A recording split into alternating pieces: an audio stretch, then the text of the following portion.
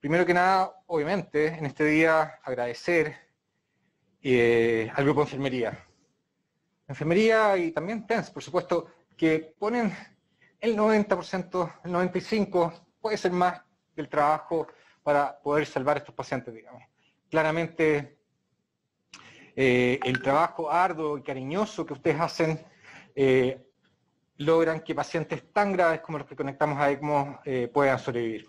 Ahí abajo ven dos pacientes que tuvimos en ECMO. Uno, el hombre ahí estuvo 30 días conectado y la chiquilla ahí 4 meses, digamos. Y ambos vivos gracias no a nosotros los médicos, sino que claramente al esfuerzo de enfermería. Quiero partir esta pequeña reunión, este pequeño simposio con una bienvenida de Marco Gino, presidente de ELSO, que nos mandó un mensaje anoche. Lo quiero compartir con ustedes. Buenos días. My name is Marco Gino, president of ELSO. Thank you to Rodrigo Diaz for inviting me to send this video message to you. I'm excited that the Chilean ECMO centers have gathered today to share their COVID-19 clinical experience. SARS-CoV-2 has been a great challenge for all of us. Because the illness is new, we continue to study the natural history of infection and pathophysiology of COVID-19. We know so much more than when the illness was first described in Wuhan. I believe that we are doing better because we share our success stories and, just as importantly, our failures. The ELSO registry now has 824 cases reported with a 46% survival. The survival number will continue to improve as more cases are weaned from ECMO. Trends in outcomes and complications are being analyzed, and this information will influence the management of our patients. Data is our strength in our battle against this virus. The survival of COVID-19 patients on ECMO has gone from 30% in Wuhan to 70 to 90% in centers in Asia. This trend gives me a lot of hope that the survival rates will continue to improve. Please enter your data in the ELSO registry so that we can have the collective knowledge to advance our understanding of COVID-19. If you are not a member of ELSO, contact us. We'll give you a free 1-year membership. I'm confident that the participants of this roundtable discussion will acquire a tremendous amount of information today. You are the professors for one another. Take care, be healthy, stay strong. Muchas gracias. Thank you. Ok, muchas gracias. El mensaje de Mark realmente lo que quiere, en el fondo, enfatiza la importancia de que reunamos los datos y podamos analizarlos día a día. Tenemos no solamente una obligación desde el punto de vista clínico, también tenemos una obligación en recolectar y compartir nuestros datos. Quiero presentarles al doctor Darryl Abrams. Darryl es muy conocido en el ambiente de ECMO, ha publicado una tremenda cantidad de papers, y Darryl, a pesar de que es muy joven, tiene una tremenda experiencia en ECMO y en cuidados intensivos. Él trabaja en Nueva York, y justamente por trabajar en Nueva York y por su gran experiencia en ECMO fue que le pedimos que nos contara cómo fue su experiencia, casi más bien personal, al enfrentar este tsunami de pacientes en Nueva York. Darryl, por favor, adelante. Muchísimas gracias por tenerme en esta presentación. Quiero hablar un poquito de la experiencia que tuvimos al principio de este pandémico en Nueva York, que ahora está bajando, aunque en marzo empezó. Tuvimos, de lo que sabemos, el primer paciente que tuvo COVID en Nueva York, aunque no en los Estados Unidos. Esto empezó en el oeste.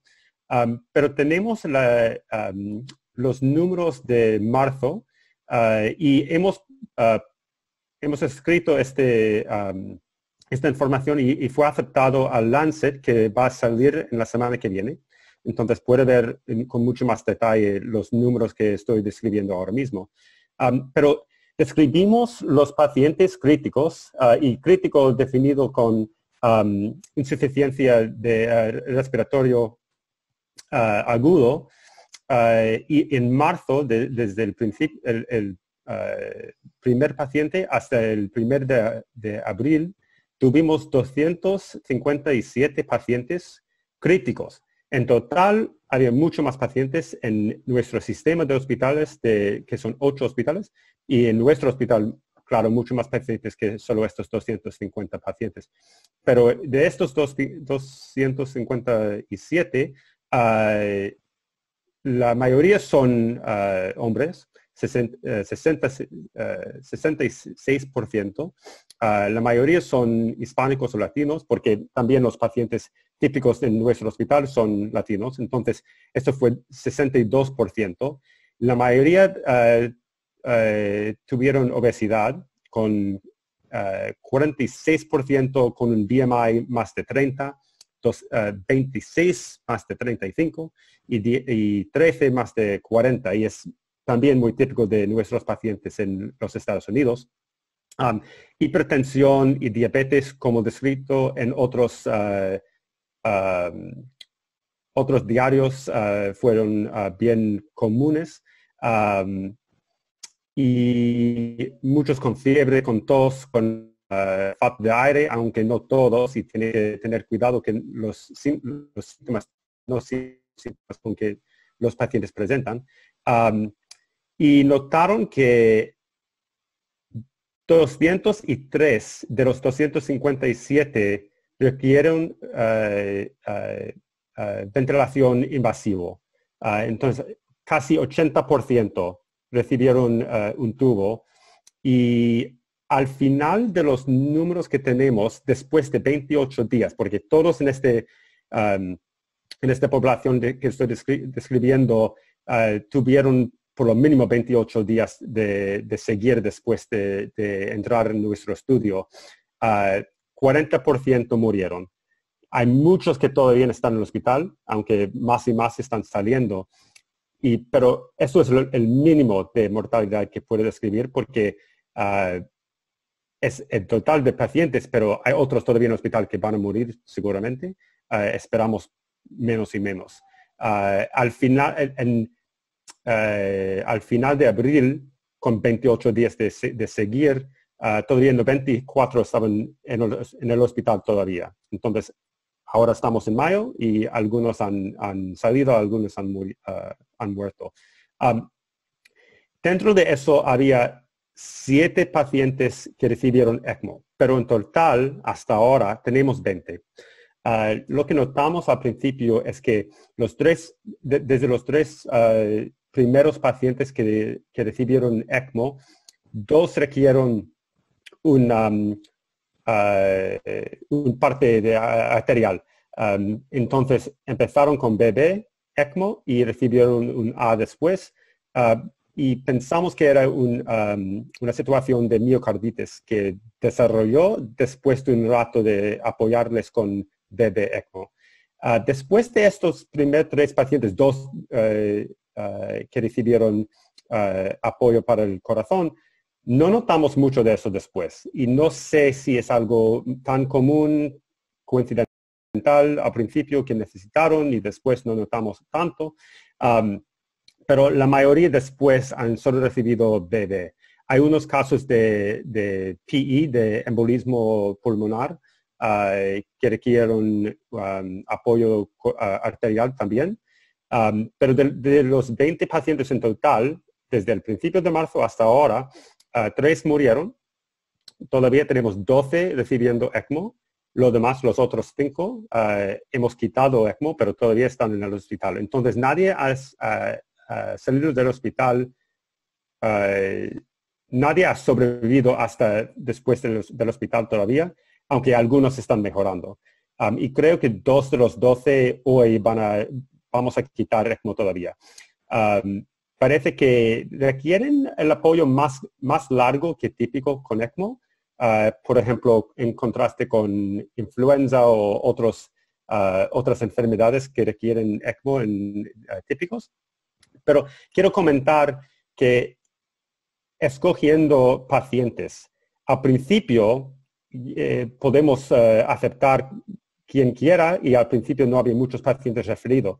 Después de tal vez unas 2 semanas, aumentó muchísimo, que tenemos típicamente muchos hospitales que están refiriendo pacientes a nosotros y este número escaló muy rápido y no podemos aceptar todos los referidos que han llamado, porque había muchas llamadas y no había mucho espacio en nuestro hospital. Y teníamos que decidir quién queremos aceptar y quién podemos optimizar por teléfono, aunque no podemos transferirles, tal vez podemos mejorarles al punto que no necesitan ECMO. Y recomendando, por ejemplo, más PEEP, posición prono, si pueden hacerlo, si pueden aprenderlo, porque es necesario en el momento, si no tienen un programa de hacerlo, tal vez pueden aprender con nuestra ayuda. Y notamos que muchos pacientes podían mejorar sin ECMO, que tal vez no típicamente vamos a recomendar algo tan fuerte, y porque podemos decidir, bueno, si no está cómodo haciéndolo, lo aceptamos con ECMO. No teníamos esta opción por todo el tiempo porque no había muchas camas ni otras cosas que necesitamos para apoyar más pacientes con ECMO en nuestro hospital. Entonces, este 20 no representa nada cerca los números reales de pacientes que podían haber sido apoyados con ECMO, si me entiende. Había muchos más pacientes y tal vez algunos que no sobrevivieron, que tal vez sobrevivirían si pudiéramos haber ayudándoles con ECMO, pero había otros que mejoraron a despecho de no recibir ECMO. Pero no podemos seguir bien los pacientes en otros hospitales. Es muy difícil saber qué pasó exactamente con la mayoría de los pacientes que rechazamos. Entonces, nuestra experiencia es que se puede apoyar, claro, con ECMO. Es más complicado cuando están recibiendo otros medicamentos no bien estudiados, pero que algunos están recibiendo que bajan el sistema de inmunidad. Y si eso va a afectar la posibilidad de más infecciones encima de COVID, si están apoyados por mucho tiempo con el ventilador y ECMO, y estamos encontrando esto seguramente. Yo quiero que estudiemos mucho mejor estos medicamentos experimentales y no solo usar lo que tenemos porque lo tenemos. Y podemos hablar un poquito más de eso si quiere, porque no sé cuál es la manera correcta de usar estos medicamentos que no usamos típicamente con ARDS, y estamos hablando de steroids, pero también tocilizumab, serilimumab, otros medicamentos que pueden bajar el sistema de inmunidad, y cómo puede afectar el correo de ECMO cuando dura por 2, 3, 4 semanas. Y esto es donde quiero parar por un momento, si tiene preguntas o si quiere esperar hasta después del doctor Salazar. Gracias, Darryl. Muy claro la presentación. Vamos a pasar ahora con Leonardo y después que ustedes dos presenten, vamos a hacer un pequeño corte con preguntas para ustedes dos, que son los invitados internacionales, y así poder liberarlos en su tiempo, digamos. Así que ahora les presento al doctor Leonardo Salazar, que es el presidente del capítulo latinoamericano de ELSO, o el chairman del capítulo latinoamericano. Él tiene una tremenda experiencia en ECMO y asistencias ventriculares. Él lidera el grupo de Bucaramanga, de la Fundación Cardiovascular de Colombia, que es el grupo que realmente pionero en el desarrollo de ECMO en su país. Leonardo, por favor, adelante. Hola a todos, ¿cómo están? Muchas gracias por la invitación, muchas saludos a Rodrigo, a Darryl, me da mucho gusto verlos. Y también una felicitación con mucho cariño a todas las enfermeras que nos ayudan y que ayudan a los pacientes todos los días. Bueno, voy a compartir aquí una pantalla. Esperemos a ver si lo logro. Ok, bueno, este es un mapa de América Latina. En ese mapa están marcados con rojo los países que tienen más de 5.000 casos. Entonces podemos ver que en la mayoría de América Latina ya los países tienen más de 5.000 casos. Y hay países que tienen más de 100.000 casos. Sí, hay un país que tiene más de 100.000 casos, que es Brasil. Hay países como México que tienen casi 40.000 casos. Perú, que tiene más de 30.000 casos también, creo. Entonces tenemos ya esta enfermedad creciendo a una velocidad grande, muy grande en algunos países. en otros menos, pero en la mayoría de América Latina ya es un problema que está presente. América Latina es un continente con una población bastante grande. Si nosotros hacemos cuentas, son más o menos unos 600 millones de personas que hay acá en América Latina. Y nosotros hicimos una encuesta para ver cuántos sistemas de ECMO teníamos en América Latina. Esa encuesta, aunque faltan datos de algunos países, dio aproximadamente 200 sistemas de ECMO. ¿Sí? Nosotros tenemos 200 consolas de ECMO en toda América Latina. Si queremos comparar ese número con otros lugares, por ejemplo, Francia tiene 600 consolas de ECMO y Francia tiene 10 veces menos población. Entonces hay un problema muy grande de acceso al ECMO en Latinoamérica por una gran limitación, no solamente de consolas, sino también de equipos de personas, de personal entrenado. Médicos y enfermeras, de acuerdo a esa encuesta, entrenados en América Latina para hacer ECMO, son menos de 1.500 personas, ¿sí? Para atender una población de 600 millones. Entonces, esa es una primera consideración importante. El ECMO es un recurso que en América Latina es especialmente limitado, ¿sí?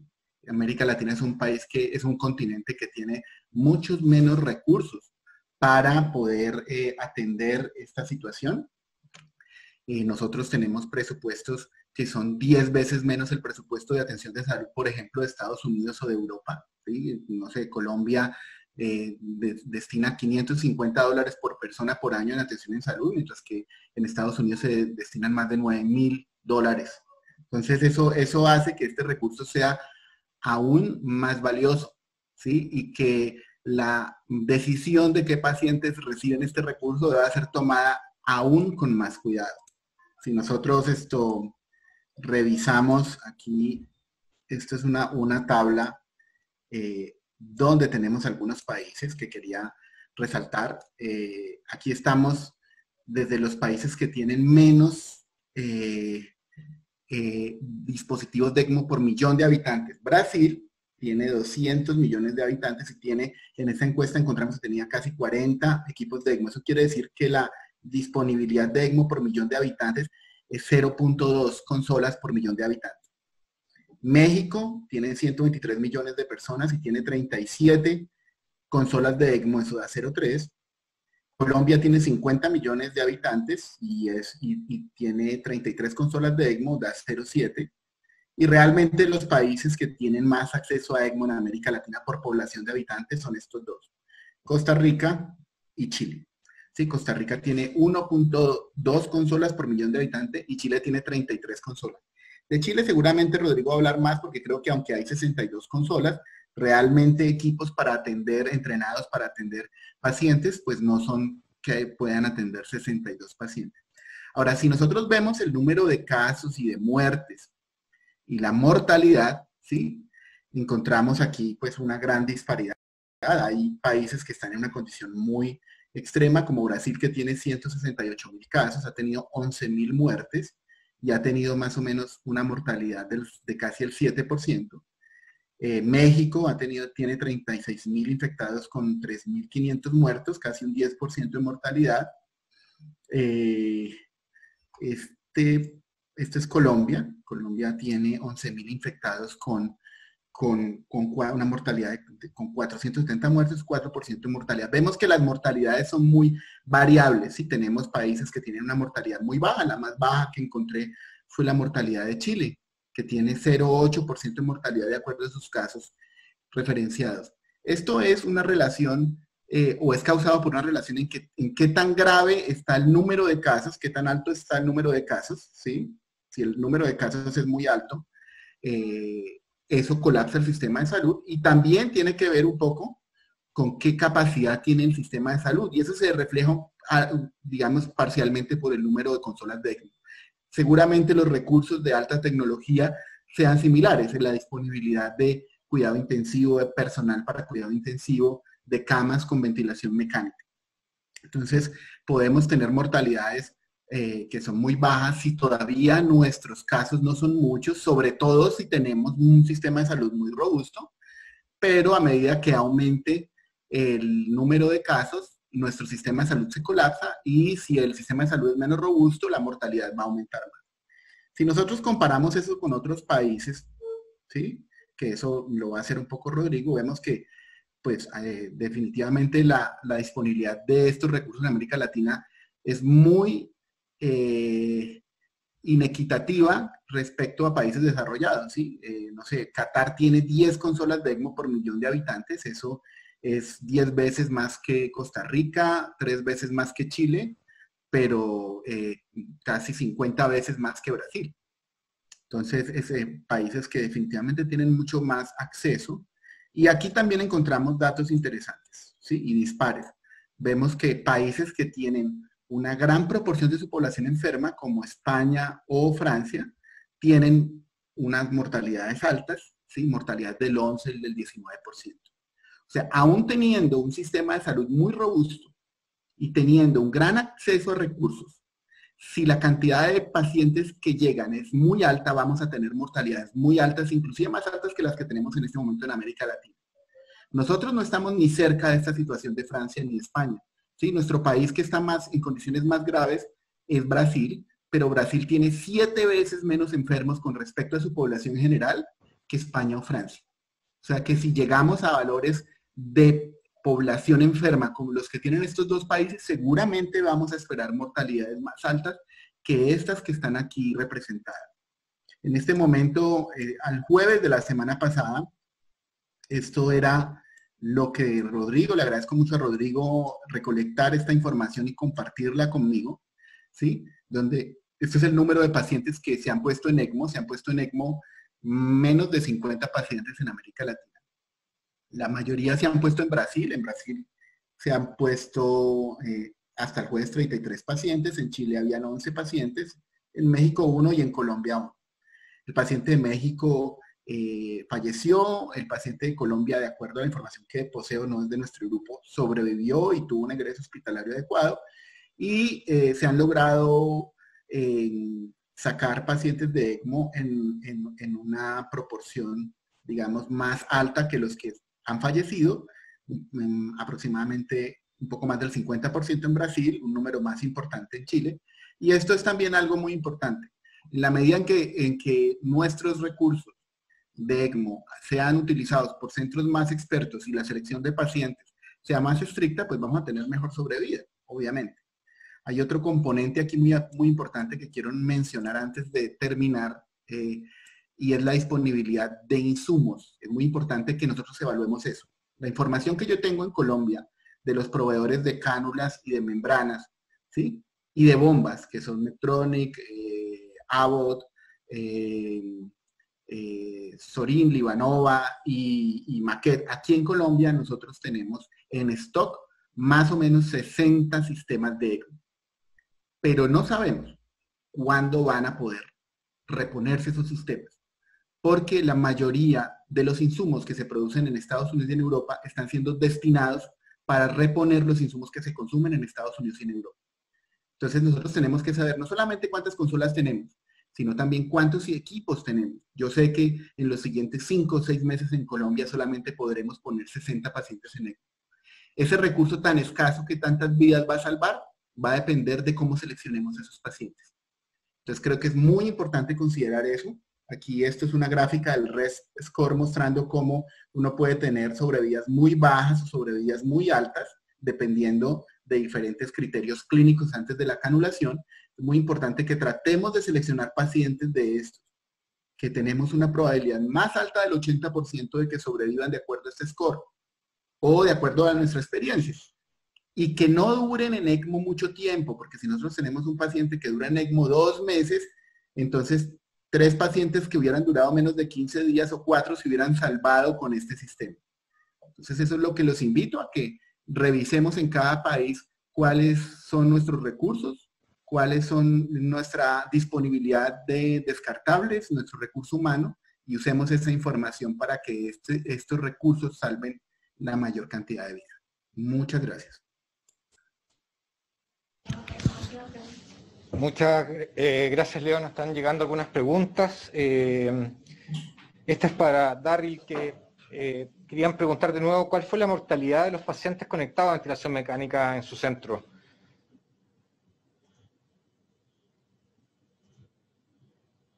Darryl, ¿cuánto fue la mortalidad? Disculpe, fue Sí, mutado. sí. No sé exactamente, en marzo, los números que describí antes, la mortalidad en total fue 40%. Y la mayoría de estos pacientes fueron conectados al ventilador.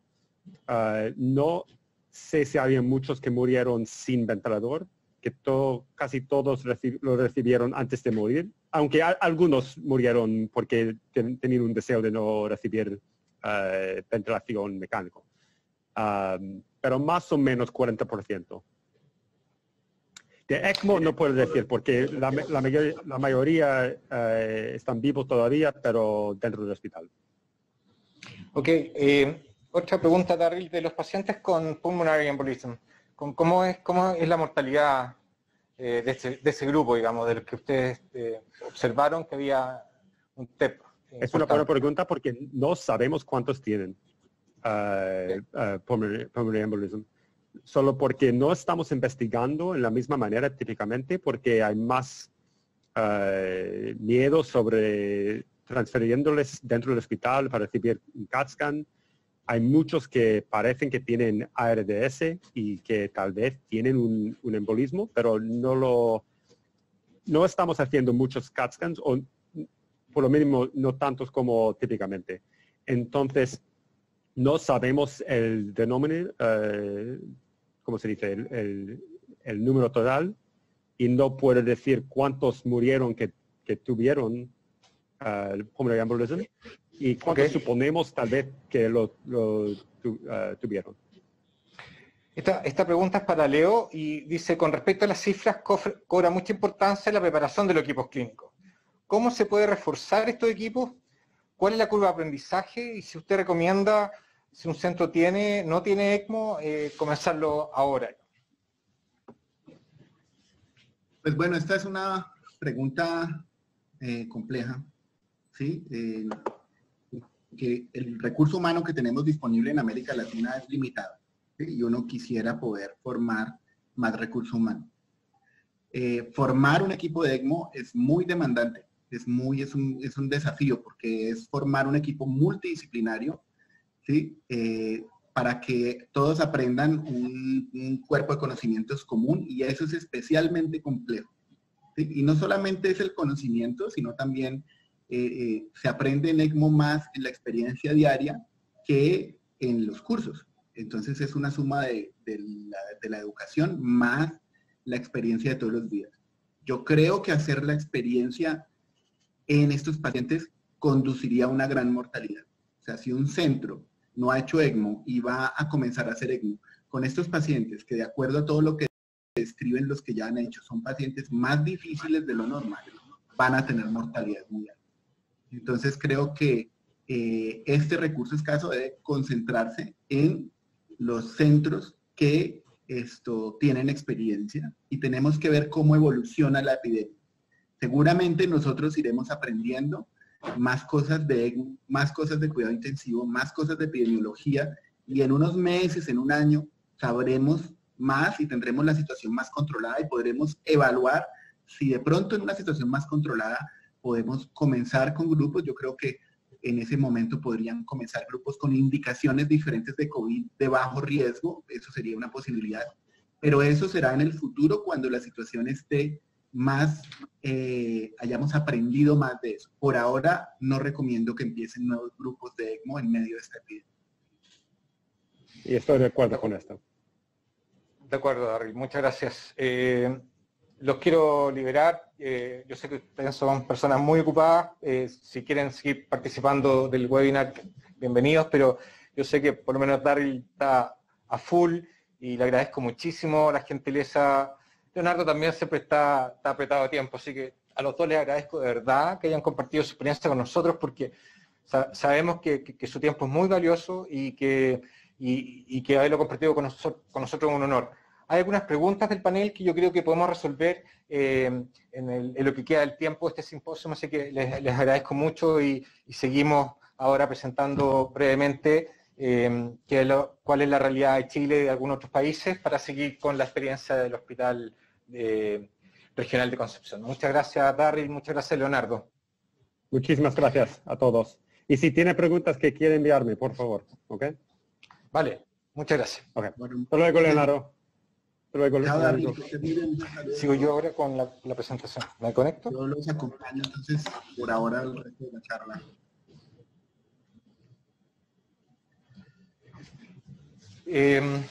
Quería partir comentándoles que hay distintas formas de hacer el acercamiento a la indicación de ECMO en falla respiratoria catastrófica.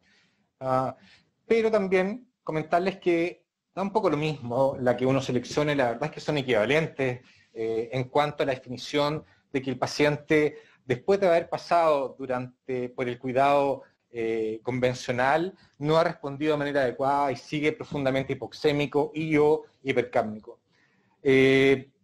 Durante esta situación de contingencia de la pandemia, más bien, y probablemente también porque se publicó hace poco, la mayoría de la gente está utilizando los criterios EOLIA para la indicación de ECMO. Pero si ustedes quisieran usar los criterios de ELSO, la verdad, o los de la Sociedad Chilena de Medicina Intensiva, la verdad es que la situación no va a cambiar mucho. En esta diapositiva quiero mostrar las contraindicaciones del grupo de París. Este es una red de hospitales que se pusieron de acuerdo en las contraindicaciones para los pacientes con falla respiratoria catastrófica por COVID. Esto es, a diferencia de lo que tenemos en SRA normal con falla respiratoria catastrófica, algo más restrictiva. Y nosotros, en el grupo de trabajo de la Comisión Ministerial de ECMO, nos acercamos bastante a estas contraindicaciones. Es decir, la edad límite, 65 años, una obesidad no más allá de los 40 de IMC, ausencia de comorbilidades severas, por ejemplo, un paciente con cirrosis, un HIV, es como claramente una contraindicación, en estado de severo compromiso inmunológico, un paciente que se paró estando en falla respiratoria catastrófica por COVID es un pésimo favor el que le vamos a hacer conectándolo a ECMO, a menos que la causa de la razón por la cual el paciente llegó a nuestro hospital haya sido un paro por un accidente coronario, cosa que nosotros, por lo menos en nuestro centro, lo vemos de vez en cuando, y esos pacientes sí los soportamos con SPR o ECMO asociado a paro. La ventilación mecánica, ellos la ponen como límite en 10 días, es discutible si hacerlo en 7 o en 10, pero la verdad es que, como ustedes van a ver más adelante, eso depende de las condiciones que estemos desde el punto de vista logístico, en la capacidad que tengamos de camas y la capacidad de camas ECMO que tengamos en el país en ese minuto. La falla multiorgánica también es una contraindicación, a excepción de la falla renal aguda, que se comporta un poquito distinto desde el punto de vista del impacto de la mortalidad. Si algo que todavía está un poco en nuestra conciencia y que desgraciadamente creo que hizo mucho daño en cuanto a la indicación del ECMO en falla respiratoria catastrófica por COVID, fue la experiencia china. China es un tremendo país, tecnológicamente, ustedes ya saben, es increíble, pero desde el punto de vista de desarrollo del ECMO está recién partiendo. Lleva 1 año y medio, 2 años con algo de experiencia en ECMO, ECMO respiratorio, incluso más tardío que el ECMO cardíaco. Por lo tanto, la experiencia china no nos extraña, digamos. Los resultados de ECMO están de la mano de la experiencia del grupo que hace este cuidado. Por lo tanto, que tengamos un paciente vivo de 6 en la primera experiencia reportada, no nos extraña, pero sí causó un tremendo impacto de el ECMO no sirve para falla respiratoria por COVID. Esto, además, mostrado con otras series que ya son más multicéntricas, en el resultado 94% de mortalidad. De nuevo, la conclusión, un poco prematura, es que la mortalidad era demasiado alta en este grupo de pacientes. Lo mismo en las primeras series publicadas en Norteamérica, las mortalidades eran un poco mejor, pero tampoco eran sensacionales, digamos. Y aquí es lo que les decía Marco Gino. Es fundamental que podamos reunir los datos en tiempo real para ir viendo cómo se comportan los pacientes. Y la sobrevida, cuando partimos el registro ELSO, cuando teníamos menos de 400 pacientes, era de un 25%. Si ustedes ven ahora, al día de hoy, la sobrevida es de un 47%. Nos estamos acercando a un 50. Lo proyectado por los grupos que tienen experiencia son sobrevividas entre un 50 y un 60%. Estamos hablando de pacientes que tenían una mortalidad asignada sobre el 80-90%. Así que es fundamental ir mirando estos números y, por supuesto, también colaborar con este registro. Pueden ver que la gran mayoría de los pacientes del registro ELSO son conectados a ECMO venoso, es decir, esta situación que al principio escuchábamos, que había muchos pacientes con miocarditis y con alteraciones de la motilidad segmentaria y global, que eventualmente iban a requerir ECMO VA, parece ser más bien baja, y la mayoría de los pacientes requieren soporte respiratorio puro. Esta diapositiva muestra la cantidad de pacientes que nosotros hemos originado como ELSO latinoamericano. Sabemos que tenemos alrededor de un número de 50, es decir, tenemos un subreporte, y de nuevo el llamado es a toda la gente que nos está escuchando, que tiene casos de ECMO, es que tenemos una obligación moral de compartir esos datos con el registro para poder entender cuáles son nuestras fortalezas y debilidades. Si miramos el reporte de ELSO, discúlpenme lo pequeña de la letra, pero van a ver que la edad promedio es 49 años. La mayoría son hombres. El peso promedio, 95 kilos. O sea, son más bien pacientes alrededor de 50 años, gorditos, hombres. O sea, aquí yo voy derecho al ECMO, digamos. Y el tiempo de intubación previo al ECMO es de 90 horas. Es decir, tenemos pacientes que están casi 4 días conectados a ventilación mecánica antes de entrar en ECMO. Otra cosa que parece importante es que estos pacientes, según estos datos, desgraciadamente no tengo el dato de compliance, pero hay varios pacientes, por lo menos la experiencia acá en Chile, de que entran en el fenotipo justo cuando están cambiando de su fenotipo LAH en su compliance pulmonar. Y muchas veces una vez ya entrando en ECMO, cambian a distensibilidades más bajas una vez que ya están en soporte. La PAFI promedio fue de 72, y varios de estos pacientes presentaban comorbilidades, pero la mayoría de las comorbilidades la más importante fue obesidad desde el punto de vista de porcentaje. ¿Cuánto tiempo estos pacientes han estado conectados a ECMO? En promedio 9 días, pero ojo, que hay un outlier que son los pacientes que se mueren precozmente, y por lo tanto, la verdad es que siempre uno en mente debería pensar 2 semanas de soporte para estos pacientes. Un soporte algo más largo de lo que tenemos habitualmente para los pacientes en SRA. Estos son los pacientes que están en la base de datos, el total, los que todavía están en ECMO, los que salieron de ECMO, los que salieron vivos. Hay un gap, por supuesto, entre el paciente que está canulado y el que termina saliendo vivo del hospital. Ese gap siempre es alrededor de un 10% en distintas series reportadas ahora, que es un poco precoz. Pero el punto es que la sobrevida se acerca a un 47-50%. Disculpen esta diapositiva, pero no pude encontrar una mejor imagen de la experiencia europea.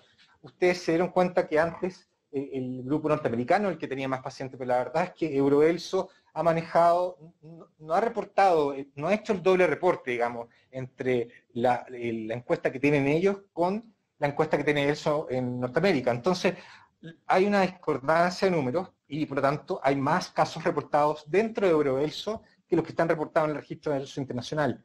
Y hay algunas cosas interesantes. El número de casos de ECMO ha ido aumentando, estos son datos agregados, pero incluso han habido algunos casos de COVID y ECMO en niños. Obviamente, por N, es mucho más importante el caso en adultos. Y si pueden ver, Italia tiene 118 ECMOs conectados hasta hace unos pocos días, y al principio simplemente no tuvo casos de ECMO. Claro, ¿por qué? Porque el tsunami los ahogaba para poder elegir a quién intubaban o no intubaban. Era imposible en ese minuto pensar en ECMO, pero hoy en día sí lo están haciendo y cada vez más. Y si miramos el total de pacientes que están en ECMO, cuántos han salido y cuántos han salido vivos, se ve que el 55% de toda la población europea conectada a ECMO ha sobrevivido. Un poco conversándoles entonces de que hace sentido que la sobrevida que vamos a terminar viendo va a ser entre un 50 y un 60%. Algunos datos de algunos países, como Qatar, que les comentaron que era el país que tiene más ECMO per cápita en el mundo, tienen 13 casos conectados a ECMO, 2 han muerto, 4 han sido decanulados y extubados, y 7 están todavía en ECMO. Es súper interesante que hay 2 pacientes de esos que están en ECMO, están extubados, digamos.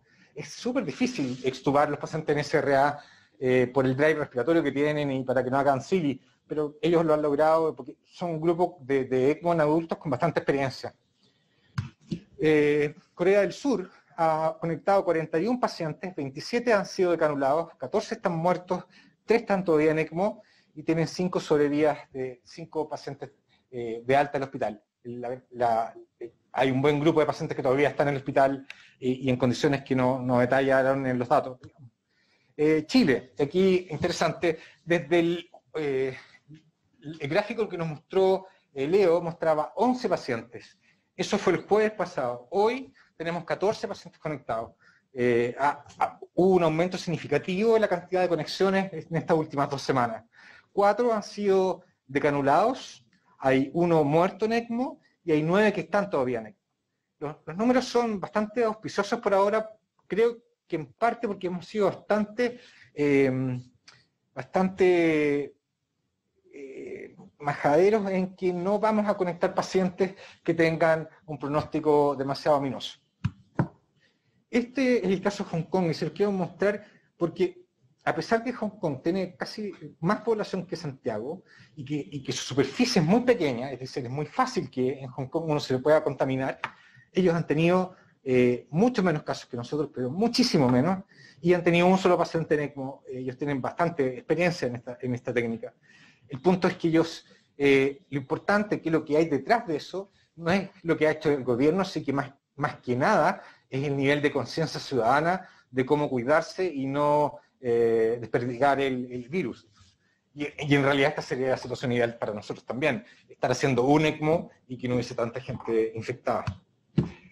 Por último, les quiero mostrar, y estos datos me los compartió Jordi Riera hoy día de la mañana.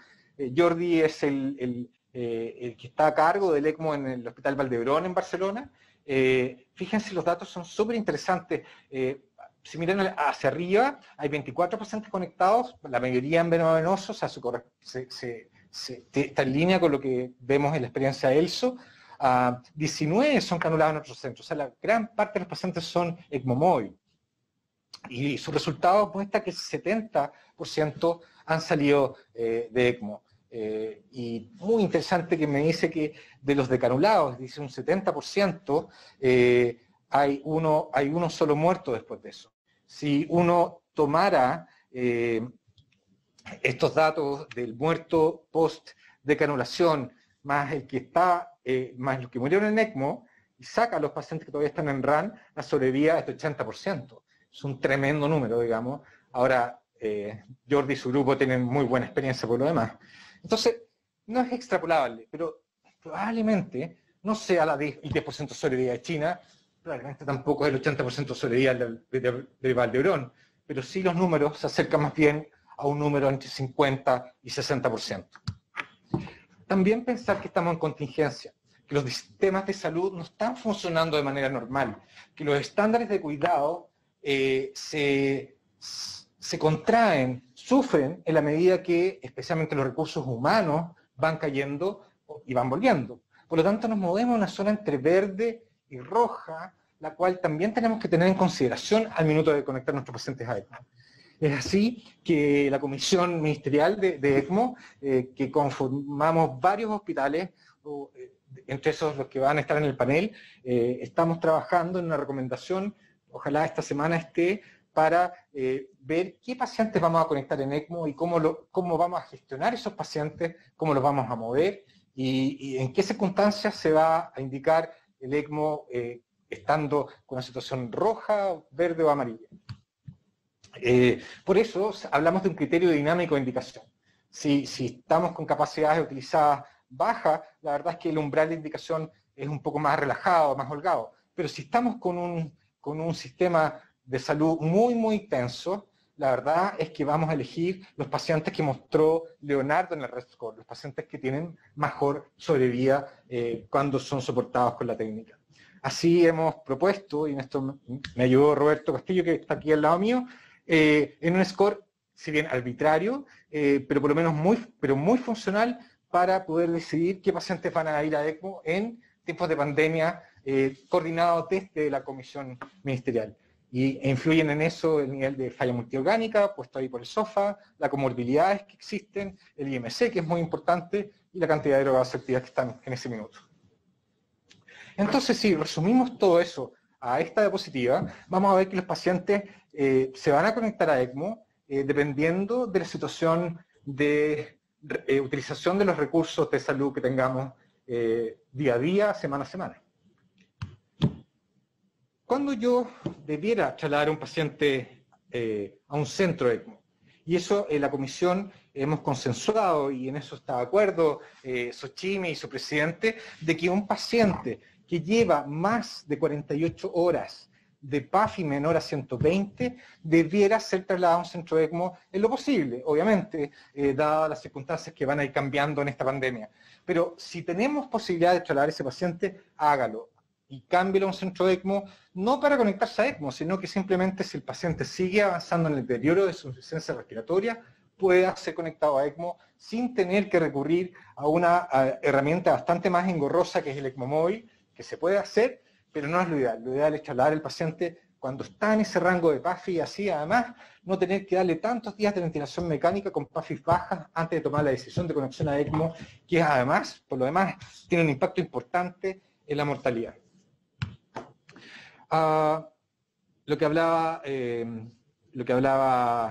Leonardo, hay grandes diferencias de recursos.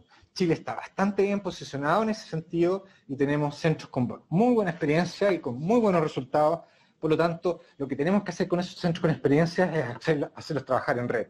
Y en realidad yo creo que hemos tenido un cambio importante ahora durante la pandemia, si bien lo hemos hecho desde hace algún tiempo, pero durante la pandemia nos hemos comunicado ampliamente.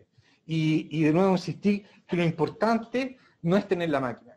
Lo importante es el entrenamiento del equipo de trabajo que va a estar manejando esa máquina. Y esta diapositiva muestra el impacto del entrenamiento en un hospital muy grande, acá en Latinoamérica, no en Chile, pero en un hospital latinoamericano, con sus sobrevías pre- y post-entrenamiento. Ellos entendieron y lo pusieron en práctica, de que el entrenamiento adecuado cambia los resultados. Y fíjense la sobrevida antes del entrenamiento, 21% de sobrevida a 52% de sobrevida inmediatamente por entrenamiento. El entrenamiento fue un curso intensivo, ELSO, de varios días. Ojo, o sea, esta cuestión no se trata de la máquina, se trata de estar entrenado, tener experiencia y sobre todo mucho trabajo en equipo. Finalmente, darle las gracias y quisimos pedirle a la doctora Ferreira de Concepción que nos cuente cómo ha sido su experiencia después que partieron con su programa ECMO en distintas patologías y finalmente después de eso vamos a entrar en la mesa redonda de cómo nos ha ido a cada centro. Muchas gracias.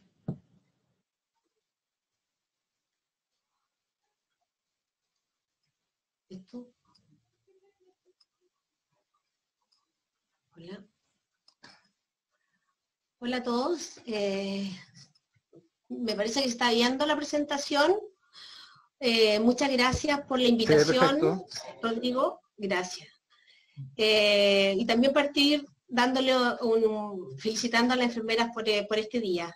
Realmente ha sido súper interesante lo que he escuchado hasta ahora y quiero contarle en base a lo que se estaba comentando qué es lo que hemos hecho nosotros en Concepción para desarrollar el programa de ECMO que partió hace un par de años atrás. ¿Cómo lo paso? Bueno, el Hospital Regional de Concepción, obviamente prácticamente todo el mundo lo conoce, un hospital grande que tiene 870 camas y que tiene varias unidades de cuidado intensivo. Nuestra unidad cuenta en forma habitual, no en esta contingencia, obviamente tenemos muchas más, pero tenemos 14 camas en la UCI médica, 8 en la UCI quirúrgica y 12 en la unidad coronaria, más 34 camas de intermedio. En base a esto, nosotros en mayo del año 2016 se dio inicio al programa de ECMO y al día de hoy contamos con 5 equipos y con un CardioHelp, ya que se está iniciando la capacitación probablemente en ECMO móvil. Tal como tú lo dijiste, lejos lo más importante para que funcione un programa para nosotros es el equipo humano. Y el equipo humano es un equipo absolutamente interdisciplinario. Tal como ustedes ven acá en las distintas fotos, la verdad que esto parte por una coordinación donde tienen que haber algunas personas que dirijan, pero está conformado por enfermeros, kinesiólogos, nuestros TENS, que son vitales igual en el funcionamiento, anestesistas, equipos quirúrgicos que estén dispuestos, gente que está comprometida y que está destinada a hacer algunos sacrificios. Pero para partir es necesario hacer una capacitación, y la capacitación continua pensamos que uno de los hitos más importantes para que podamos seguir desarrollando lo que estamos aprendiendo, que es esta técnica. Interesante decir que nuestro primer acercamiento fue una capacitación masiva, en el fondo, ¿en qué sentido? En que nos encerramos varios días para que tanto médicos, cirujanos, enfermeras, kinesiólogos, y todos como equipo iniciáramos, ¿cierto?, nuestra capacitación en ECMO, y adoptando los distintos roles que íbamos a cumplir. Con simulación, con prueba, eso nos dio un apoyo como grupo, porque cada uno sabía que la otra persona estaba capacitándose y sabía lo que iba a hacer. Obviamente en el tipo de paciente que íbamos a ver, esto nos causaba inicialmente obviamente un poco de temor al inicio, pero básicamente con nuestro equipo de especialistas habitualmente tienen gran desarrollo en las áreas de intensivo y quirúrgica, así que eso lo pudimos hacer bien. Después continuamos con protocolos que fuimos desarrollando, revisiones de casos que hacemos, simulación y cursos presenciales varios, ¿ya? Esta es nuestra forma como nosotros recibimos nuestros pacientes. Obviamente en este punto voy a desarrollar más bien el área considerada ECMO respiratorio, que para el MinSal incluye los pacientes con falla respiratoria de estrés y también los pacientes con síndrome cardiopulmonar por antivirus, que a pesar que no requieren un ECMO de tipo veno-venoso, sino más bien veno-arterial, está incluido en esa categoría. Los pacientes pueden ser presentados tanto en forma local como desde la UGSC. Hacemos una evaluación de las indicaciones una vez que llega al centro. Si es el local, el residente lo presenta al equipo de la UCI, se discute las indicaciones y lo activa el coordinador de ECMO, que le avisa al equipo quirúrgico, tanto en la parte que es si es un paciente derivado o no, y finalmente el paciente ingresa en la UCI, se maneja en la UCI y se maneja con los criterios de Winning por los equipos de especialistas de la unidad. Nosotros tenemos hasta el día de hoy, no hasta el día de hoy, sino hasta enero de este año, 53 pacientes que han sido conectados a ECMO, de los cuales, como ustedes pueden ver, 25 casos son del área cardiológica, 24 casos conectados hasta enero de pacientes con síndrome cardiopulmonar por antivirus y 4 pacientes que hicieron neumonía por H1N1, que fueron nuestra primera serie de casos en el año 2016. Las indicaciones, tal como lo dijo Rodrigo, no varían mucho, pero son básicamente basadas en la severidad y persistencia de la hipoxemia, descartando las contraindicaciones que puedan tener. Cualquiera de esos scores que uno elija, obviamente son todos muy similares. Estos son los pacientes que tuvimos en ECMO y que tuvieron neumonía H1N1, que fueron en el año 2016, tenemos 4 casos a los cuales hemos conectado a ECMO, de los cuales uno falleció, probablemente este paciente de 39 años, y lo conectamos precisamente porque fue un poco off the label, porque te lleva 8 días, 9 días, ya estaba haciendo un pulmón rígido, pero decidimos conectarlo, y el paciente falleció, pero estos otros 3 pacientes afortunadamente sobrevivieron. Esto implica obviamente una selección. En ese año tuvimos 45 pacientes con síndrome de estrés severo, de los cuales 11 fueron a ventilación protectora clásica, pero algunos que tenían una PAFI menos de 150, según nuestro protocolo de insuficiencia respiratoria, fueron a prono y a bloqueo neuromuscular, 34, y de este grupo que no funcionó en los primeros días fueron estos pacientes primeros que conectamos, que fueron estos 3. 3 pacientes, eran 4 porque el otro paciente fue en enero del año 2017, por eso lo sacamos el 2016. Ahora, la segunda indicación importante que tenemos del paciente, el cual tenemos un N un poco más grande, es la indicación de pacientes con síndrome cardiopulmonar por antivirus. Y en este caso, la indicación principal no está dada por la hipoxemia, sino está dada más bien por la disfunción cardíaca. Estos pacientes son monitorizados en forma muy precoz de cómo evoluciona su función del ventrículo izquierdo, tanto con ecografía como por métodos de gasto continuo. Nosotros usamos Vigilant 2, y los pacientes que cumplen estos criterios, básicamente, como dijimos, enfocados a la parte de la disfunción cardíaca, y esto lo demuestra el promedio de nuestra serie, de nuestros 24 pacientes, en los cuales, si uno se da cuenta, la PAFI en esos pacientes no fue tan significativamente mala, sino que lo que más influyó fue el shock cardiogénico, y estos shock cardiogénicos tan extremadamente precoz que ni siquiera alcanzaba a elevar en forma significativa el lactato. La letalidad por síndrome cardiopulmonar por antivirus de 112 pacientes, esto también me parece muy interesante porque nosotros comparamos lo que hicimos a partir del año 2016, cuando conectamos nuestro primer paciente con síndrome cardiopulmonar severo, versus lo que habíamos visto y que nos habíamos esforzado realmente por tratar de rescatar pacientes desde el año 97, cuando recibimos el primer caso, hasta el año 2016, era pre-ECMO, y nos dimos cuenta, obviamente, que de esos 62 pacientes, el 42% de los pacientes fallecían. Una vez que partimos con nuestro programa, que fue orientado el programa básicamente para tratar de rescatar más este tipo de pacientes, pudimos rescatar muchos más pacientes. Tenemos 40 pacientes recibidos con síndrome cardiopulmonar por antivirus. Obviamente no todos fueron conectados a ECMO, un porcentaje significativo fue paciente que fue rescatado con las medidas habituales de manejo, pero de los pacientes que fueron, generales, uno puede considerar que la letalidad cayó de un 42% a un 18%. Y si de ese grupo rescatamos estos pacientes que son los pacientes que fueron a ECMO, que son los que tienen un gasto cardíaco dramático, que llevan habitualmente al 100% de la mortalidad, en ese grupo de pacientes que no se esperaba sobrevida, que fueron 24, pudimos en ese paciente salvar a un 66% porque su letalidad fue solamente un 33%. El tipo de asistencia que hacemos, los 4 veno-venosos, veno-arterial, todos los pacientes con ANTA, porque claramente su disfunción es hemodinámica.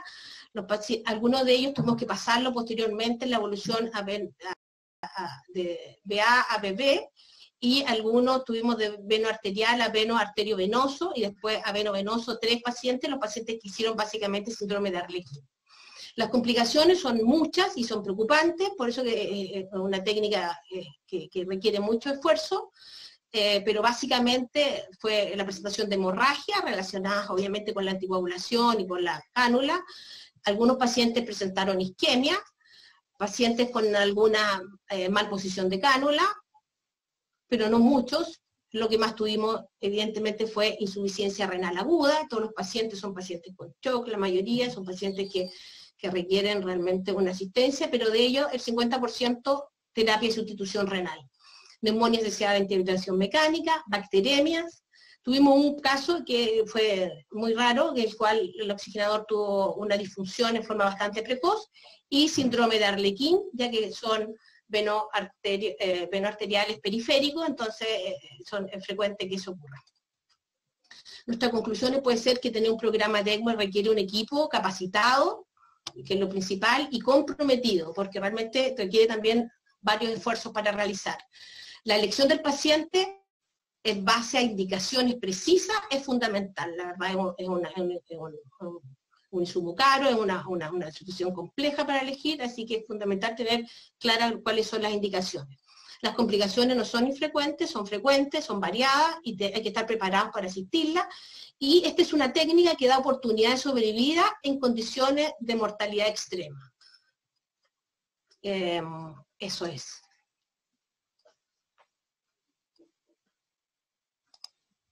Muchas gracias, doctora. Sí.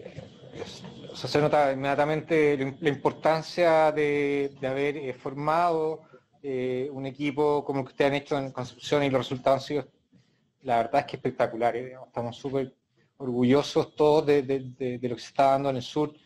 Y en ese sentido hay algunas preguntas.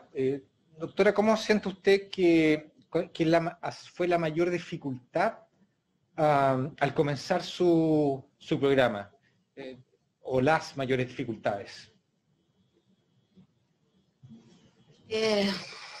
Bueno, o sea, la mayor dificultad fue lograr la capacitación inicial, que pensamos que tenía que ser una capacitación homogénea en todos los estamentos para que pudiera funcionar. No nos pareció que fuera justo que ya había muchos médicos que tenían algún grado de capacitación, de la ELSO incluso, pero la verdad que si nuestra enfermera, nuestro kinesiólogo y el resto no habla el mismo idioma, es muy difícil de trabajar. El trabajo en equipo es fundamental en esto. ¿Ya? Tenemos la suerte en Concepción de llevarnos muy bien con los anestesistas y con los equipos quirúrgicos, situación que no siempre es frecuente en los intensivistas. Ellos estuvieron abiertos al desarrollo, sobre todo en esta parte del ECMO venoso, en el cual casi las indicaciones, el manejo está dado por el equipo intensivo. También afortunadamente nos escucharon nuestros directivos del hospital, así que nos apoyaron en eso. Yo creo que lograr capacitación continua a todo el equipo sigue siendo un poco difícil, sigue siendo todavía un poco difícil de conseguir para estar siempre, porque no es una técnica muy frecuente en el país. Muchas gracias, doctora. Y por último, ¿en el regional actualmente han conectado algún paciente COVID? Y si así, ¿cómo les ha ido? Preguntan. Bueno, nosotros en el hospital hemos tenido 25 pacientes con COVID. Hemos tenido 2 pacientes para traslado para ECMO, pero la verdad que los pacientes una vez que llegaron tenían una PAF más de 100, así que en ese momento los pronamos. Nosotros, el 60% de nuestros pacientes han sido pronados, y de los 25 pacientes, y de los cuales afortunadamente hasta el día de hoy no tenemos todavía ningún paciente fallecido. Hemos tenido 3 pacientes con traqueostomía, algunos pacientes con debilidad paciente crítico, complejo, pero afortunadamente hasta ahora no hemos tenido ningún deceso. Muchas gracias, doctora. Vamos a partir entonces con una pequeña mesa redonda que ahora unos 25 minutos, para que cada centro en Chile que ha conectado pacientes presente su experiencia. También vamos a invitar a Talcahuano y a Temuco que cuenten un poco cómo está su plan de ECMO allá. Me gustaría partir por el Hospital Sotero del Ríos, puede ser, y que Carolina nos cuente cómo les ha ido allá. Les adelanto que Sotero del Ríos ha sido de los hospitales que más pacientes ha conectado.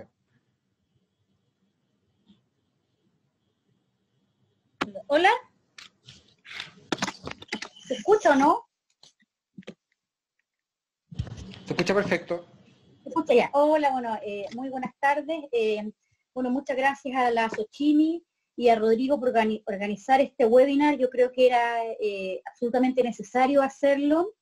El COVID es una enfermedad que nos planteó un tremendo desafío, y dentro de ese tremendo desafío está el poder usar de manera adecuada terapias que son caras, que son complejas, pero que pueden salvar la vida de los pacientes, como es el ECMO. Contarles un poquitito, nosotros hasta ahora hemos conectado a 4 pacientes, 2 de ellos ya se encuentran fuera del ECMO, han sido 3 hombres y una mujer, y llamativamente de los 3 hombres, 2 eran hermanos, y hay un tercer hermano que está en ECMO en Clínica Las Condes, o que estaba en ECMO en Clínica Las Condes, así que claramente ahí hay un tema genético que sería súper interesante estudiar.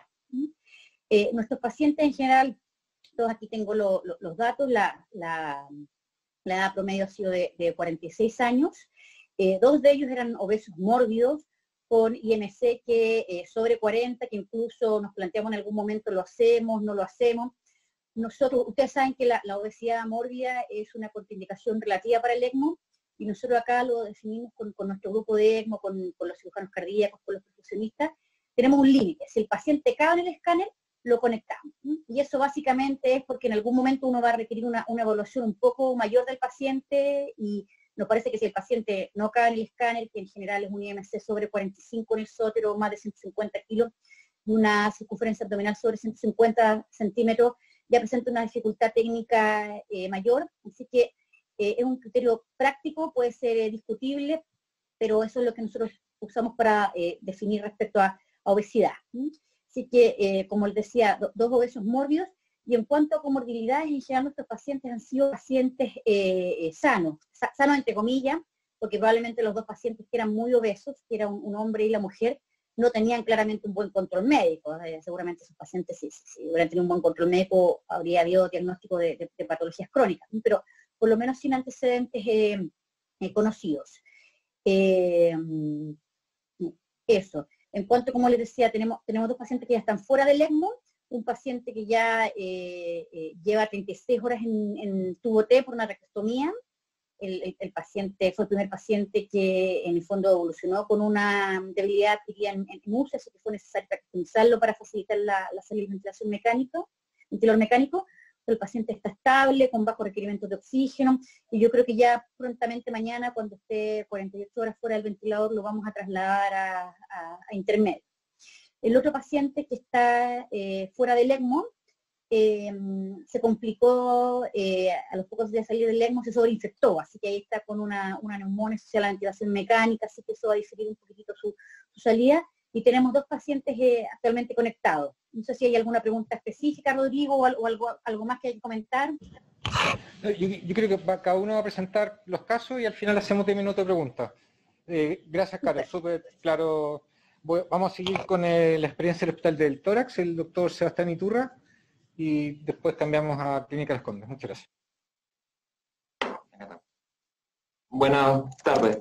El Hospital del Tórax, bueno, primero, los que no conocen, es un hospital cerrado, no tiene urgencia, por lo cual todo lo que nosotros hacemos son pacientes derivados. Y eso siempre selecciona, a mi parecer, los pacientes de mayor gravedad. Llegaron 4 pacientes, de los que hemos estado conectados hasta el momento.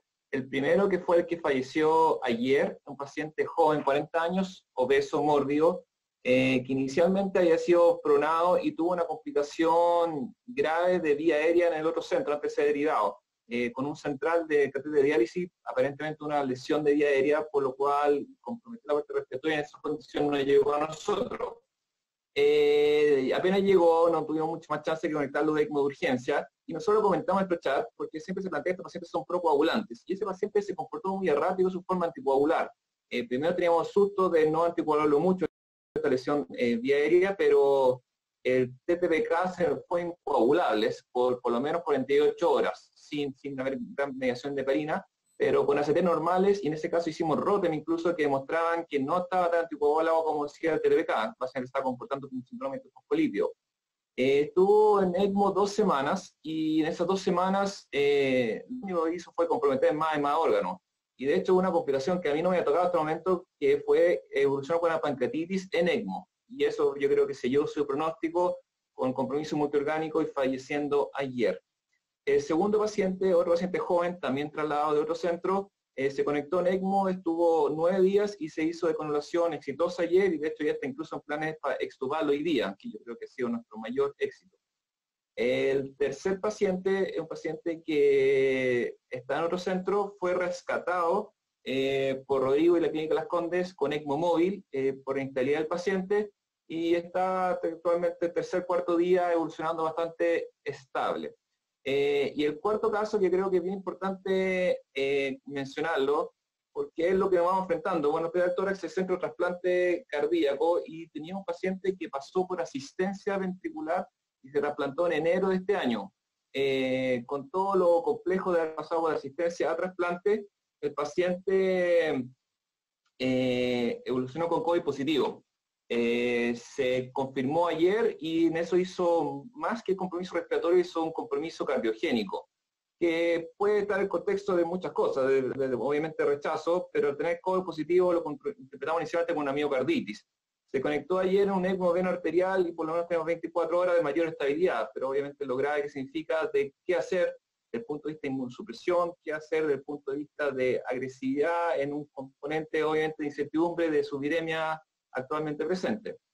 Y con eso son los 4 casos, por lo cual una mortalidad de 4, que obviamente es la mortalidad en Chile hasta el momento, un winning exitoso, uno que está andando y otro que está de trasplante en veno arterial. lo cual yo creo que se está acercando a lo que uno puede decir ahí con el número reducido hoy en día. Eso. Muchas gracias. Sebastián, súper interesante, y el caso este último va a ser bien complejo el del trasplante, pero concuerdo plenamente con usted, yo lo habría conectado de todas maneras, digamos, o sea, va a ser un bonito caso, interesante, digamos, ojalá que tengan mucha suerte con él. Vamos a pasar a Roberto Castillo ahora, de Clínica Las Condes, para que nos presente los casos, ojalá rápido, por favor.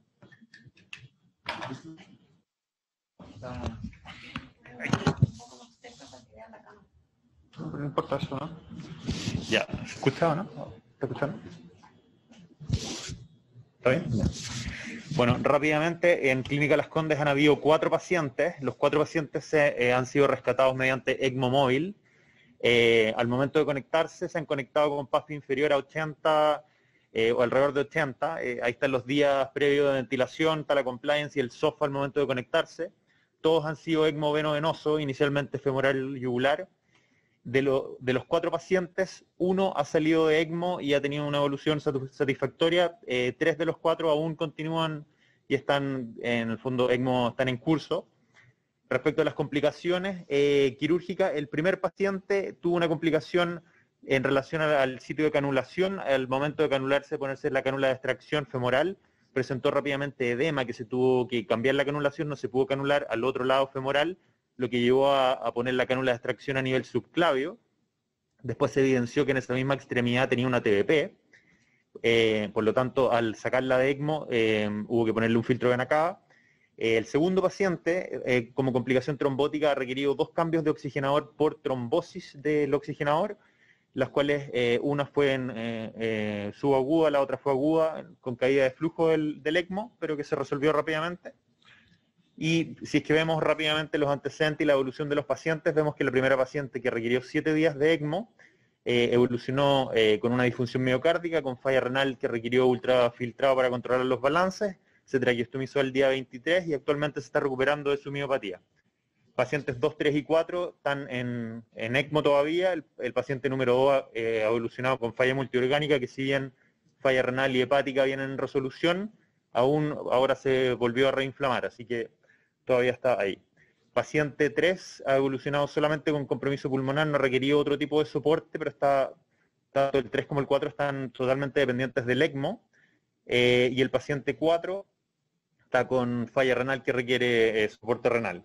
Es muy importante destacar que el paciente 2 y 4 tienen TEP bastante importante, y bueno, la paciente número 1 que tiene su TDP, por lo tanto, en el fondo, como para pensando en resumir, de nuestros 4 pacientes, 1 está fuera de ECMO y está bien, 3 han requerido soporte renal, 2 han tenido OTEP y más 1 que tuvo una TBP, 1 tuvo una disfunción miocárdica que se resolvió, ya está resuelta, y 1 que está en contexto de falla multiorgánica y está en veremos. Eso. Muchas gracias, Roberto. Pasamos a la experiencia de clínica alemana. Jerónimo, ¿estás por ahí?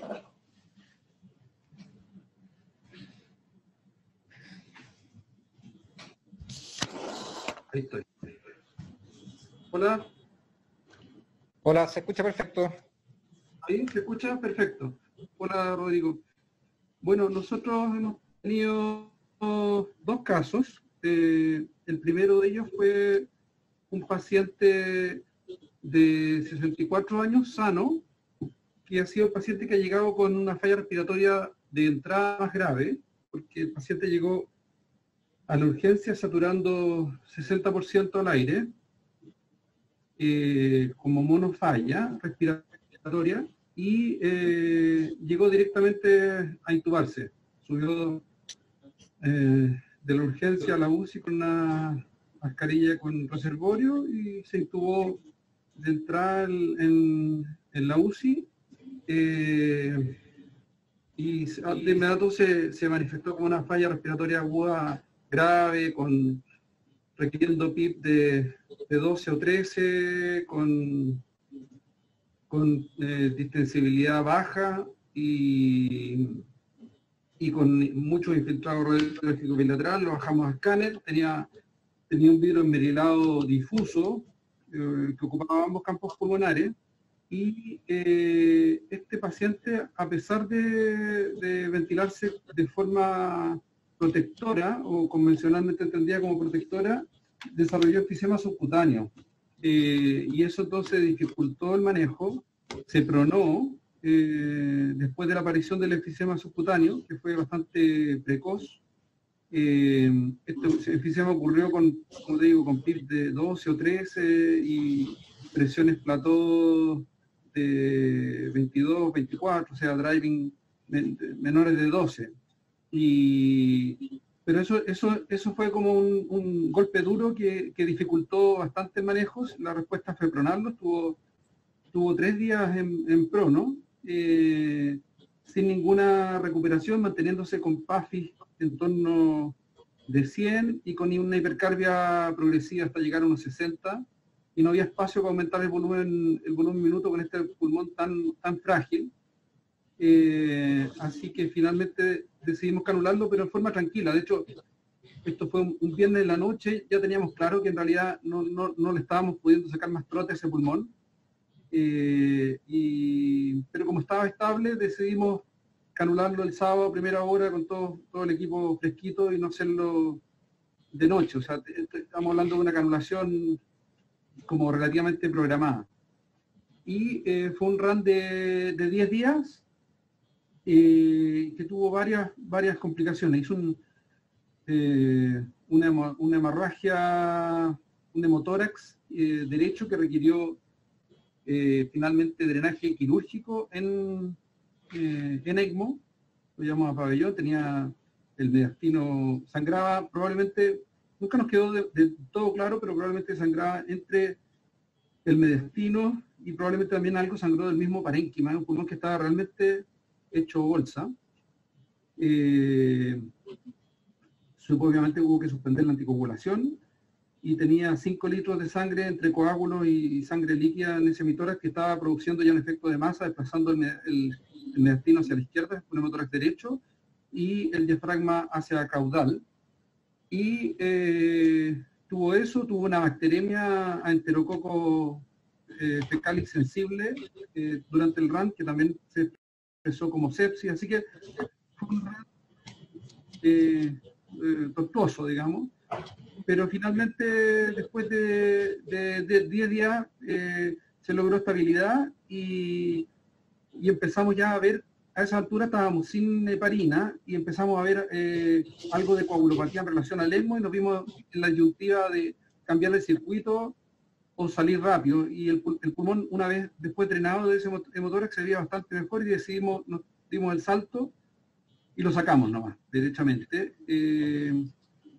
Y la verdad es que con vaivenes logró recuperarse, requirió otro tubo pleural al otro lado para drenar algo de motor que drenaba desde el mediastino, y después evolucionó con una gran debilidad de paciente crítico, hubo que tractomizarlo, MRC de 0, inmunoparálisis, hizo una estomatitis herpética, hizo otra bacteremia más, una serratia, y ese paciente todavía está en la UCI con nosotros, pero está en una fase ya de salida, está en rehabilitación, está con MRC de 40, con su traqueostomía, levantando su sillón, mesa de tilt, bicicleta, rehabilitación full, ya sin antibióticos, y yo creo que de no mediar una complicación deberíamos de canularlo de su traqueostomía entre jueves y lunes de la próxima semana, jueves de esta semana, lunes de la próxima, y yo esperaría que debería ser un paciente que debería salir adelante. Está bastante bien en este momento, pero como les digo, fue un run complejo. Y el segundo paciente que está actualmente en ECMO es un paciente que viene del Hospital San José, es un hombre de 43 años sano, que ingresó al Hospital San José el día 1 de mayo, se intubó el 2 con su neumonía por COVID documentada. El día 4, lo que está descrito del Hospital San José, lo encontraron mucho mejor, tenía PAFI más de 300, lo pusieron en presión de soporte, lo vieron bien, se extubó.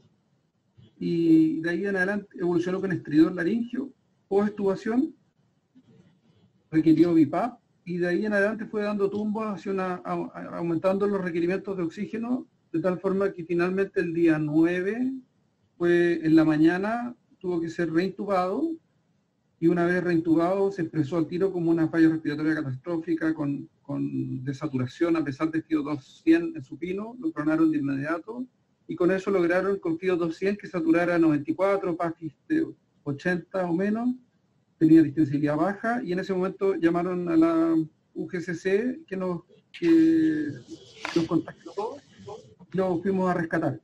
La idea, fuimos con todo el team como para canularlo allá, pero una vez evaluado allá se vio que en realidad había margen de mejorar un poquitito, ajustar un poco su ventilación, y lo trasladamos en ambulancia, en Prono, un traslado bastante expedito, y lo trajimos directo desde la ambulancia a hemodinamia, lo canulamos en hemodinamia con tranquilidad. Se supinó en hemodinamia y ahí se canuló con tranquilidad, y está hoy en su tercer día de ECMO tranquilo, digamos. Le queda probablemente para largo, pero no, hasta ahora no han habido inconvenientes.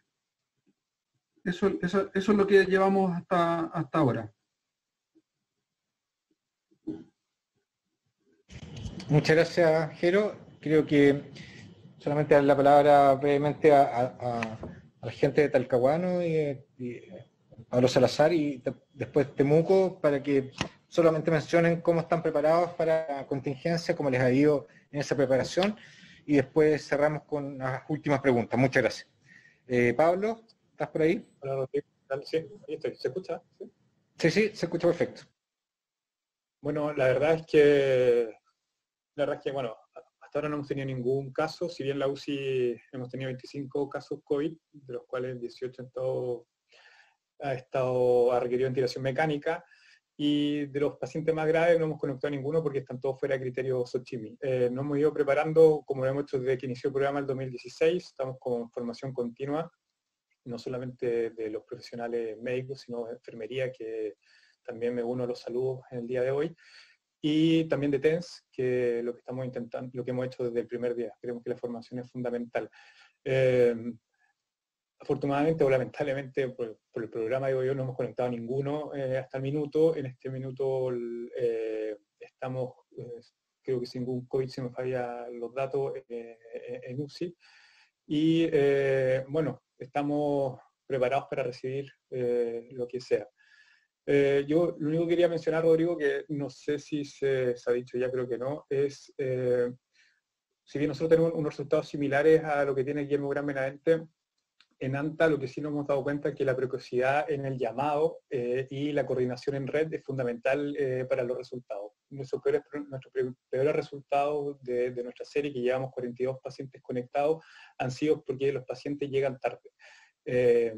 Por lo tanto, yo creo que es fundamental que la información que se dijo hoy, que son los criterios de cuándo llamar a un centro ECMO, se baje y se distribuya a través de todas las UCI del país, para que nos llamen a tiempo y que los pacientes, como usted ha mencionado, se conecten lo antes posible y no esperar a que lleven 7 días o 10 días de ventilación mecánica para avisar. Más o menos eso. Temuco. ¿Doctor Pamonte estaba por ahí? Sí. No se escucha, Juan Carlos. Ahí supuestamente. Ya. ¿Ahí? Ahí sí se escucha, perfecto, gracias. Qué bueno. Bueno, hola Rodrigo, saludos a todos. Bueno, la verdad es que acá en Temuco ha sido bastante rara la forma en el sentido de que llegó la pandemia acá, fue una de las primeras regiones que quedó la escoba, ¿no es cierto? Ustedes lo vieron, entramos en cuarentena, salió en las noticias, ¿no es cierto? En este momento, de la gran cantidad de pacientes COVID, 50 pacientes se han conectado a ventilador mecánico, de los cuales uno de ellos solamente ha fallecido. y tenemos una sobrevida sin ECMO de prácticamente un 90 y no sé cuánto dará eso, un 97%, no sé. Entonces la verdad es que hasta aquí ha sido sorprendente para mí, que estaba encima de las UCI, ¿no es cierto?, de ir y buscar pacientes, según las recomendaciones, lo que hemos hablado, qué sé yo, no ha sido necesario la conexión a ECMO de ningún paciente hasta acá. Ahora, en base a tu pregunta, ¿cómo nos hemos preparado para esta cuestión? La verdad es que el hospital en sí, regional, ¿no es cierto?, se cayó, pero a la primera, ¿no es cierto? De hecho, la cirugía cardíaca todavía sigue detenida, no hemos podido reconstituirla. Y se creó una tercera UCI, hay una cardio, una UCI adulto, y hoy en día hay una tercera UCI que debido a esta gran pandemia. En este minuto ya las cosas están un poco más relajadas y tú has sido testigo que nos hemos preocupado acá en Temuco de hacer anualmente un curso CLC al menos. Contamos con 3 bombas, pero el problema fue de que mucha de la gente, del personal capacitado, que obviamente es un personal de UCI, entró en cuarentena de forma precoz, también por haber tenido contacto con tanto con pacientes o con familiares. Entonces el sistema se nos cayó absolutamente por todos lados y hoy en día, hace ya 2 semanas, podemos mantener, desde hace 2 semanas podemos mantener un cupo de 0 a un cupo, pero ha sido imposible en los últimos días poder avisarle a usted a través del chat, ¿no es cierto?, de que tenemos 2 cupos. Bueno, por otro lado, el resultado que han demostrado los uciólogos ha sido súper bueno. Llama la atención, Claro. pero llama la atención los resultados de ventilación mecánica de lo que hemos visto en Chile hasta ahora, comparado con lo publicado a nivel internacional, digamos, pero eso es más tema para otra discusión. Pero quería preguntarte, aprovechando que estamos conectados, de cómo anduvo una paciente que en un minuto discutimos de que tenía indicación de ECMO, ¿cómo anduvo ella después? Bueno, esa paciente yo creo que es la mortalidad que hubo, una paciente joven, que era la única gran contraindicación que tenía, grande, digamos, que era muy obesa. Finalmente ella falleció. Vale. No lo sabía, esto no estaba maqueteado por si acaso. O sea, esa es la No, paciente no, que se murió. no. Sí, ella es la que se murió. Vale. Y de hecho nosotros, se lo digo a los demás, no lo hemos conversado contigo, Rodrigo, pero bueno, hubo un reclamo a nivel de la hija en redes sociales y ha sido bien bullado aquí en la zona. ¿Ya?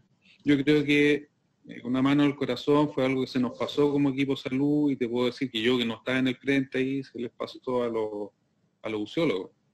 Haberla conectado en forma precoz, cuando se pensó, cuando yo te hice la consulta a ti. Era una paciente bien límite por lo demás y tampoco, yo no creo que hubiésemos asegurado éxito conectándola a ECMO. Digamos, era una paciente que me acuerdo haberla discutido contigo y era como bien dudosa también la indicación, así que la verdad es que no creo que en estos tiempos y en esta situación uno tenga la obligación de conectar pacientes, menos la situación en que ustedes estaban en ese minuto, digamos. Por lo tanto, creo que no hay mucho mea culpa al respecto. Yo creo que hicieron lo correcto porque uno no puede destinar tantos recursos humanos a un solo paciente versus tener que hacerse cargo de 10 pacientes más, digamos. Por lo tanto, sí, la verdad es que yo creo que no es muy criticable, digamos. De hecho, no sé si acordáis, habría sido la primera paciente conectada en Chile, porque fue súper precoz la consulta, entonces por eso pero la verdad es que es súper difícil decir que hubiese sobrevivido con ECMO. Hubiese quizás tenido un pequeño mejor porcentaje, pero la paciente yo me acuerdo que era bastante límite en su indicación. Quería hacerme cargo de algunas preguntas que han hecho acá al panel. Voy a responder algunas yo, pero les voy a hacer algunas consultas al resto de los panelistas. Que preguntan acá de los ECMO móviles, que son 4 en total, más el traslado que hizo la clínica alemana del paciente de San José. De los 4, incluido el de San José, más 3 nuestros de SLC son de la región metropolitana, y uno solo es de regiones, y ese de regiones de Punta Arenas. Debo reconocer que el equipo que fue para allá, que fue el primer traslado que hicimos de COVID por lo demás, tuvo un gran coraje en poder resistir los elementos de protección personal durante 14 horas una vez que anulado el paciente. Porque la cuestión más incómoda en esta situación de COVID ha sido la cuestión de los elementos de protección personal, por lejos. Y la verdad es que hicieron un muy buen trabajo. Esa paciente está ya en intermedio y sí valió la pena haber hecho esa pega. También preguntan acá, ¿qué pasa con los 3 hermanos conectados a ECMO? Hemos hecho algún estudio genético. Nos lo hemos preguntado tanto a nivel local como en la comunicación que hemos tenido con Carolina del Sotero, pero las circunstancias que estamos viendo actualmente no nos han dado mucho tiempo. Yo traté de contactarme con una genetista en Nueva York, no me pescó mucho, así que al final nos hemos perdido un poco. Pero sí hay relación en HLA, hay con algunos HLA específicos, así que hay un factor genético en la enfermedad o en la gravedad con que se muestra la enfermedad y también con los grupos sanguíneos. Así que es bien interesante que de los 14 pacientes que tenemos, 3 son hermanos, digamos. Y por supuesto, los invito a quien quiera, si está interesado en ayudarnos a explorar eso, digamos, sería maravilloso. Vamos por 5 minutos más de preguntas y cerramos. Ya se extendió por 90 minutos esto, yo creo que ya estamos todos cansados. Pero pregunta al panel, ¿han tenido problemas trombóticos mayores con los filtros de terapia de reemplazo renal? El que quiera contestar, bienvenido.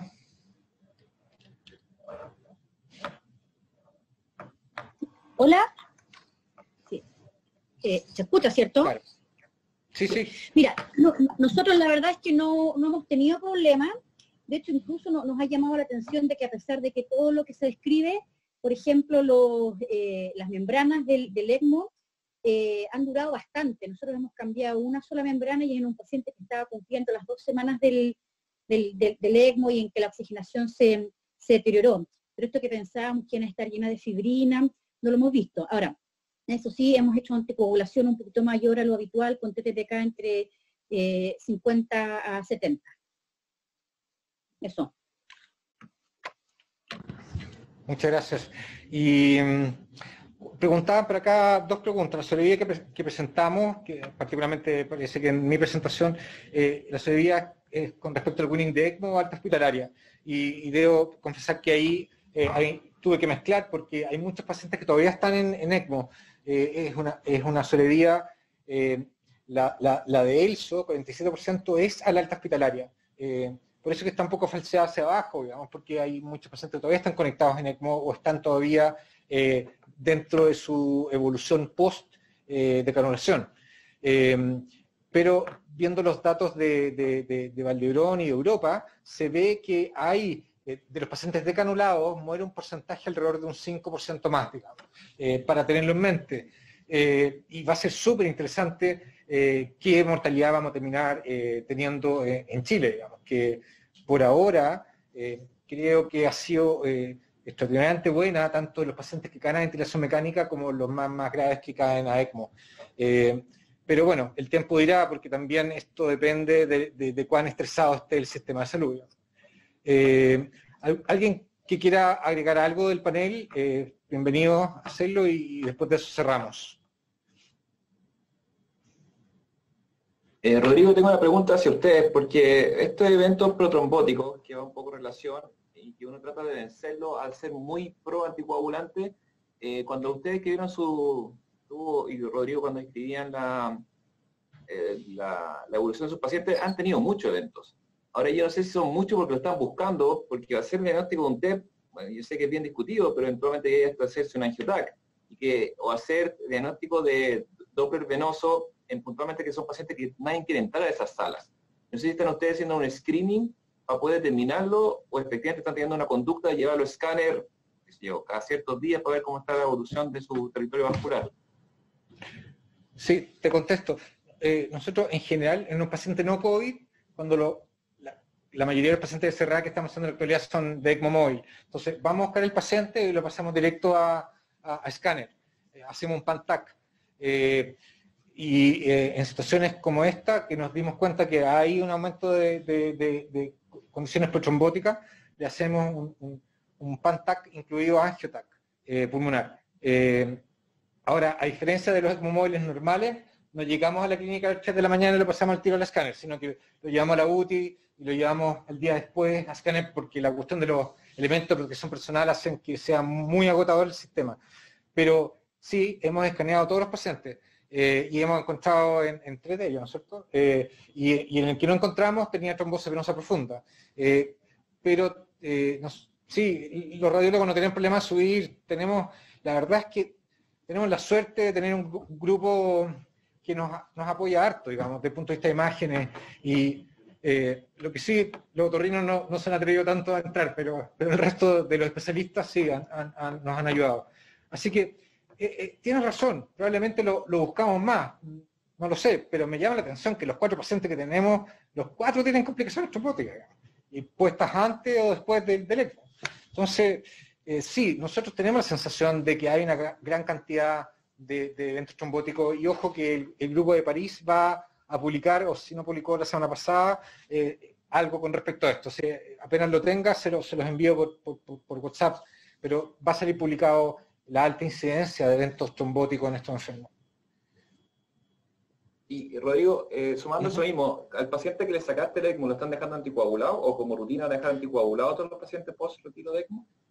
Sí, la mayor parte, y en esto fue por un chat que tengo de ECMO, que hay más gente, la mayor parte están quedando anticoagulados para la casa incluso. Varias semanas, 8 semanas, con un anticoagulante, con una heparina bajo presión molecular específica, o si no con un anticoagulante oral de los nuevos. Pero sí, se está usando y bastante, digamos. Por lo tanto, estos pacientes son distintos, se comportan, y claramente los eventos trombóticos son un problema, hay que tenerlo en mente.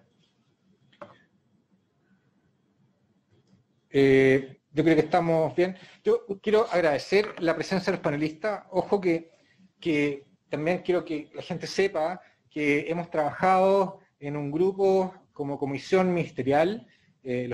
Todos los panelistas han participado en ese grupo, en donde hemos tratado de ponernos de acuerdo y las cosas que no funcionan, mejorarlas. Y estamos súper dispuestos a todas las consultas que nuestra comunidad de intensivo, de urgencia requieran. Estamos para ayudarnos, digamos, somos comunidad y la verdad es que estoy súper orgulloso que hemos trabajado en red espectacularmente, digamos. Sebastián, cuando fuimos a bajar a tu paciente de la Florida al tórax, una situación que igual para nosotros era incómodo o impensable hace unos años atrás, y en cambio ahora nos sentíamos súper cómodos dejando el paciente en el tórax con la gente que nos recibió, que sabía lo que estaban haciendo. Se notaba que el paciente iba a tener el mejor cuidado posible. Entonces, para nosotros fue muy agradable poder rescatar a ese enfermo, pero también yo creo que para ustedes también es súper positivo de que hayan podido recibir a ese enfermo sin que se hubiese perdido, digamos. Por lo tanto, creo que hemos llegado a un nivel de cooperación extraordinario y ojalá sigamos avanzando en eso. Muchas gracias y gracias a los asistentes y espero que cualquier cosa, por favor, se contacte con cualquiera de nosotros, los panelistas, el que habla. Muchas gracias. Gracias, Rodrigo. Chao, chao.